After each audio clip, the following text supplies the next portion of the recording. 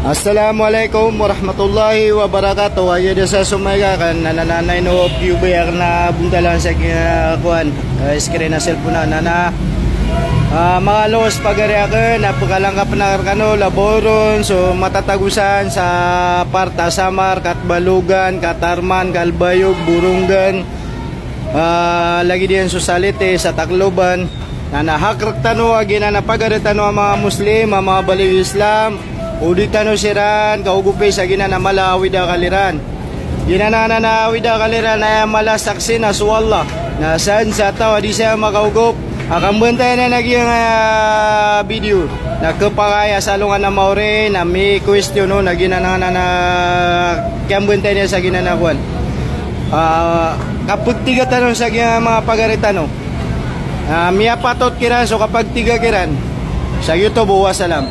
Ashrafil anbiya wal mursalin nabiyina Muhammadin wa ala alihi wa ashabihi ajma'in amma ba'd. Assalamualaikum warahmatullahi ta'ala wa barakatuh. Mga kapatid sa pananampalatayang Islam, ako po ay umalis ng bahay para makapagawa ng maikling video. Sa mga oras na ito, nandito po ako ngayon sa Pantalan. Gumawa po ako ng video upang manawagan sa lahat ng mga kapatid ng mga duats, lahat ng mga kapatid na imam, lahat ng mga kapatid na ustads dito sa aming lugar. Mga kapatid, nakakita na ba kayo?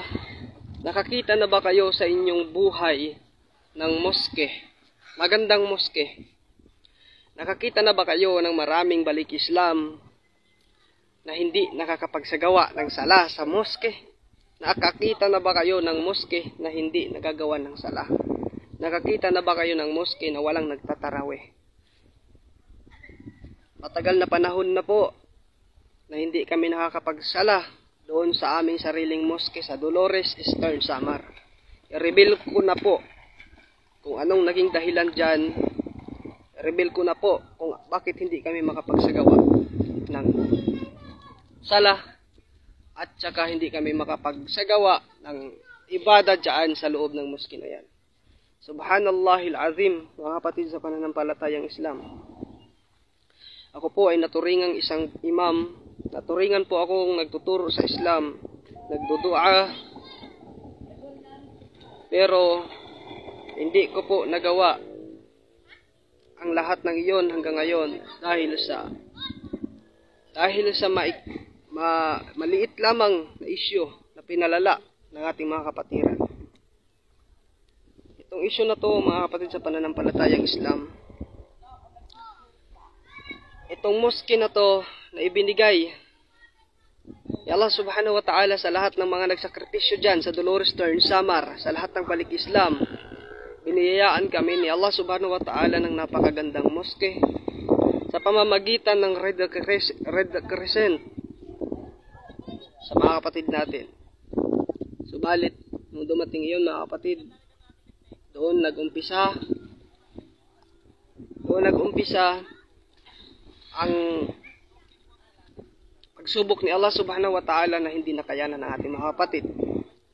Siguro almost 3 years or 2 years na rin hindi po nasasalahan ng moske na iyan. 3 years or more than pa. Hindi nakakapagsagawa ng Ramadan dyan, hindi nakakapagpuasa dyan ang mga tao, walang tarawih, astagfirullah, lahat, wala. Ang nakatira dyan mga kapatid, hindi mga Muslim. Dahil ang Muslim dyan ay ang kanila lang ama. Hindi naman sa sinisiraan ko siya, ayaw ko manira, ayaw ko mambanggit ng pangalan. Pero ang moske sa Dolores mga kapatid, ang nakatira hindi mga Muslim. Kaya nananawagan ako sa mga ustad, lalong-lalo na kay na Ismail Khatcharo, kay na Ustad Abu Zaina, sa lahat ng mga ustad na matulungan nyo sana kami sa aming concern na ito dahil sobrang tagal na po na wala pong nakakapagsagawa ng sala dyan po sa aming moske.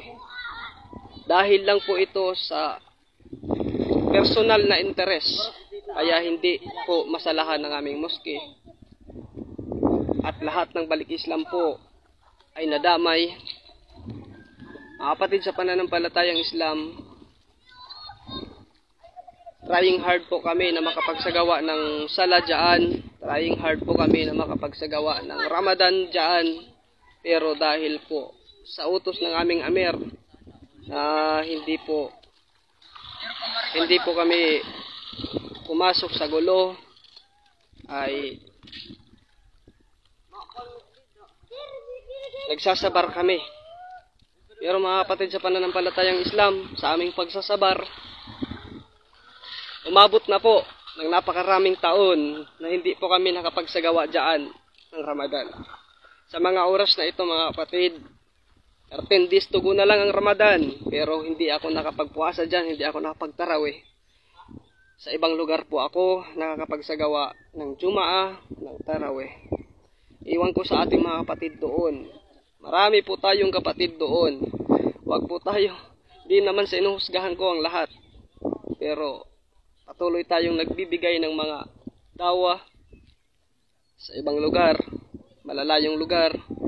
Dito po, humihingi po kami ng tulong upang lahat ng mga Muslim ay makabalik po at makapagsagawa din po kami ng mga dawa dahil po sobrang sakit na po ng nangyayari dito sa amin.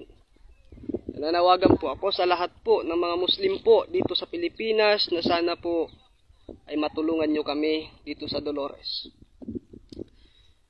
Dahil kahit yung mga pulis dito sa Dolores, nila ay nagsasabi, napakarami noon nagbalik Islam. Pero ngayon, napakarami na ring balik Kristiyano. Nasisira na po ang imahe naming mga Muslim dito dahil po ang pumapasok sa aming moske ay hindi po talaga yung mga Muslim. Pumapasok po doon ang mga pulis, hindi naman sila mga Muslim. Nagsasagawa ng kahit ano-ano. Kaya sana ayaw kong pahabain ang aking sinasabi. Matugunan po ng pansin. Pinapanalangin ko na rin sa Allah subhanahu wa ta'ala na kung sino man ang susubok at tumulong dito sa amin ay pag-aanin ni Allah subhanahu wa ta'ala. Na sana ay magtagumpay siya sa tulong ni Allah subhanahu wa ta'ala at sa tulong namin. Kapatid, kung sino ka man na makapansin sa aking video, salamat sa iyo at salamat kay Allah subhanahu wa ta'ala. Failahuna, assalamu alaikum warahmatullahi ta'ala wabarakatuh.